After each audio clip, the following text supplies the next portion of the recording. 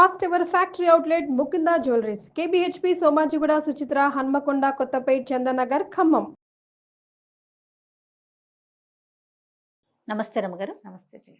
రమగారు, కొంతమంది అనుకుంటుంటాం సాధారణంగా ఎప్పుడు ఓడిపోతున్నాం, ఎంత ప్రయత్నించినా కూడా ఫలితం దక్కట్లేదు, విజయం రావట్లేదు, ఏం చేయాలి, ఎలాంటి స్తోత్రాలు చదువుకోవాలి, ఇలాంటి ప్రశ్న ఎప్పుడూ ఉంటుందండి కదా. వారికి ఏదన్నా ఒక సలహా అట్లా ఏదన్నా ఇస్తారా మీరు? జీవితంలో ఓడిపోతున్నామా అనిపిస్తుంది. పోటీ పరీక్షల్లో అంటే బ్యాంక్ టెస్ట్లు అవి రాస్తారు, సక్సెస్ రాదు. భార్యల దగ్గర, భర్తల దగ్గర, కుటుంబంలోనూ ఓడిపోతారు. బిజినెస్ అనుకున్నది సక్సెస్ మీట్ కారు, ఏదో పండగలకి టార్గెట్లు పెట్టి అవ్వదు. ఇలాంటప్పుడు అపరాజిత స్తోత్రం చదువుకుంటే చాలా బాగుంటుంది జయ. అపరాజిత స్తోత్రం, అపరాజిత చాలా ప్రత్యేకమైనది, ఇది అందరికీ తెలిసిందే. కానీ మనం ఏ శ్లోకాన్ని అయితే చెప్పుకుంటున్నామో అది అపరాజిత స్తోత్రంలోది అనే అవగాహన మాత్రం ఉండదు, అంతే మనకి. సాధారణ అంటే కొంచెం తక్కువే వింటామా? తక్కువే వింటాం. ఎందుకంటే లక్ష్మీ స్తోత్రం అని, దుర్గామాతకి సంబంధించి ఇలాంటివి వింటాం తప్ప ఇవి ఎక్కడ దొరుకుతుందండి మనకి? ఎట్లా? అన్ని స్తోత్ర నిధి యాప్ల్లోనూ దొరుకుతుంది, అన్ని పుస్తకాల్లోనూ దొరుకుతుంది. ఇప్పుడు అపరాజితా దేవి అనగానే ఆవిడెవరో అనిపిస్తుంది. అదే మనం దసరా 9 రోజులు పూజ చేస్తామా? అవును. 9 రోజులు రోజుకు ఒక జేజి పేరు చెప్పుకుంటాం. అవును. ఆఖరి రోజున ఏం చేస్తాము? విజయదశమి నాడు 9 రోజులు అయిపోయాక 10వ రోజున రాజరాజేశ్వరి దేవిని అపరాజిత పూజ ఆ రోజు చేసేది. ఈ అపరాజిత అంటే అస్సలు పరాజయాన్ని ఎరగని తల్లి. ఆ పరాజయమును పొందదు ఆవిడ, ఎప్పుడు గెలుస్తుంది ఆవిడ. ఈవిడ ఎట్లాంటిది? యాదేవి సర్వభూతేషు మాతృరూపేణ సంస్థిత. నువ్వు వినుంటావు కదా, నమస్తస్యే నమస్తస్యే నమస్తస్యే నమో నమః.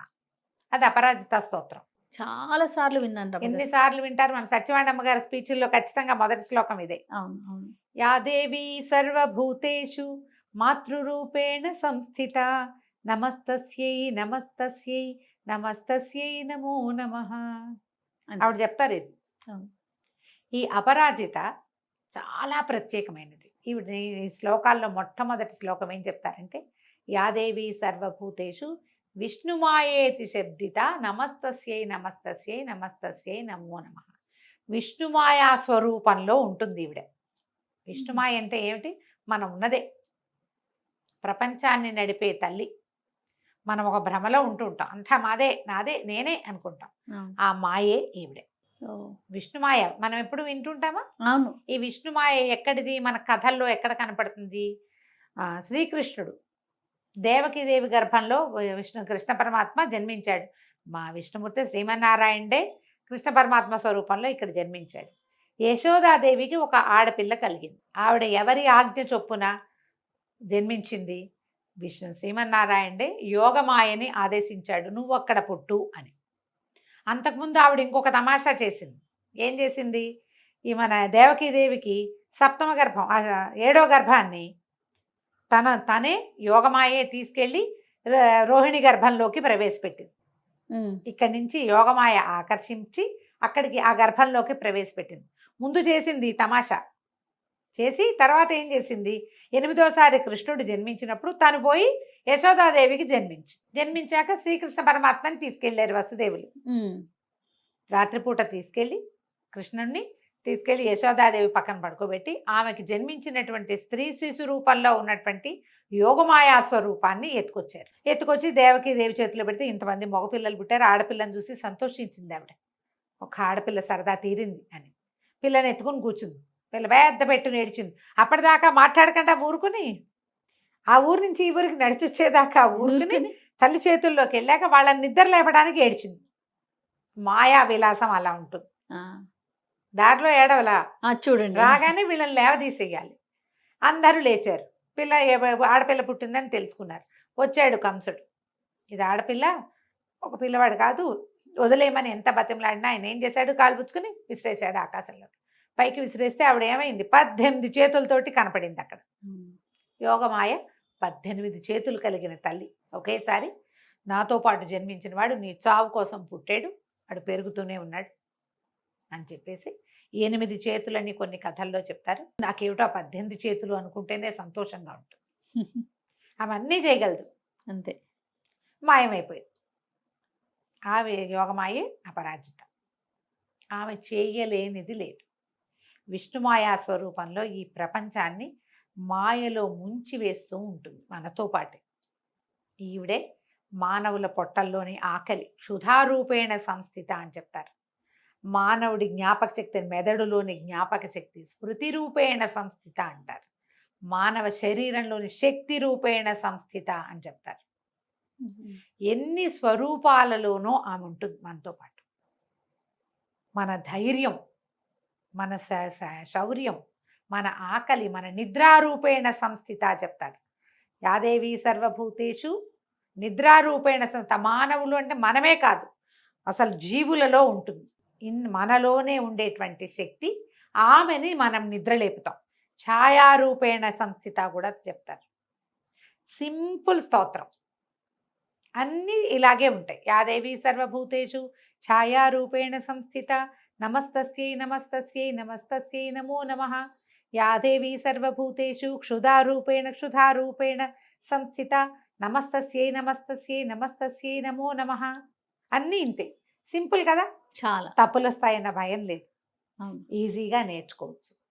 దీంతో ఏం చేస్తున్నాం, మన లోపల ప్రాణులలో మనలో ఇమిడి ఉన్నటువంటి మహాశక్తి స్వరూపాన్ని తట్టి లేపుతున్నాం.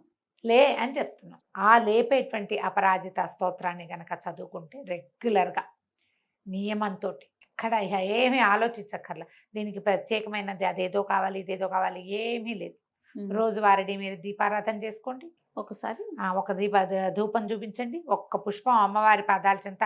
మీ దగ్గర ఏ ప్రతిమా స్వరూపం, ఏ ఫోటో, ఏ క్యాలెండర్ ఉన్నా పర్వాలేదు. మాతృరూపంలో ఉంటే చాలా, అమ్మవారి స్వరూపంలో ఆవిడ లక్ష్మీ, సరస్వతి, లలిత, దుర్గా ఏ స్వరూపంలో ఉన్నా సరే ఒక పువ్వు పెట్టుకోవటం, కుదిరితే కాస్త గంధం అంటించండి, ఒక పువ్వు పెట్టండి. ఏదైనా ఓ పండో ఫలమో పానకమో మీకు చేతనైంది, అవకాశం ఉన్నది, నివేదన పెట్టుకోండి. నెంబర్ ఆఫ్ టైమ్స్ చదవండి. ఇది ప్రాక్టీస్ చేయండి. 2 పూట్ల చదువుకోవచ్చు. ఓకే. ప్రత్యేకమైన దివసాలలో మీ నక్షత్రం ఏ రోజు ఉంటుందో చూసుకుని క్యాలెండర్లో చూస్తే తెలుస్తుంది కదా. నక్షత్రాలు తెలియని వాళ్ళు పౌర్ణమి నాడు చేసుకోవచ్చు. ఎక్కువ సార్లు 40 సార్లు చదవండి.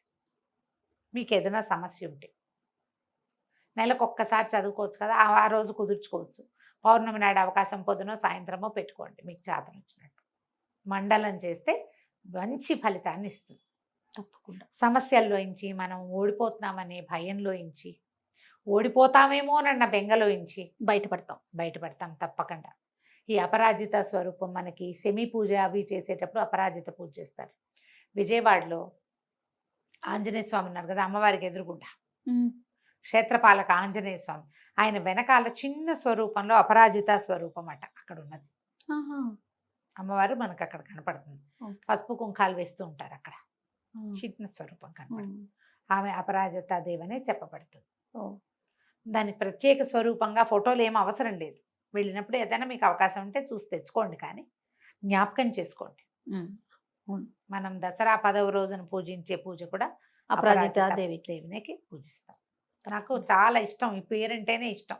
అపరాజిత చక్కటి పేరు కదా, అద్భుతమైన. అంటే బెంగాలీలు ఎక్కువ పెట్టుకుంటారు, మనం కొంచెం తక్కువ పెట్టుకుంటాం, కానీ బాగుంటుంది, మంచి పేరు. అవకాశం ఉన్న వాళ్ళ పిల్లలకి ఆ పేరు కూడా పెట్టుకోవచ్చమ్మా, లక్షణంగా ఉంటుంది. ఇప్పుడు లలితా సహస్రం లాంటి పెద్దవి అవి చేయలేక, చేతకాక, లేకపోతే కుదరక, వాటికి ఏమైనా నియమాలు ఉన్నాయేమోనని భయపడి అది చేయలేని వాళ్ళు సులువుగా ఉండే ఈ స్తోత్రాన్ని తీసుకోండి, చక్కగా చదువుకోవచ్చు. ఏదైనా సింపుల్ నివేదన పెట్టండి. 40 సార్లు చదవలేమండి, ఇంకా తక్కువ చెప్పండి అంటే 9 సార్లు పెట్టుకోండి. ఓకే.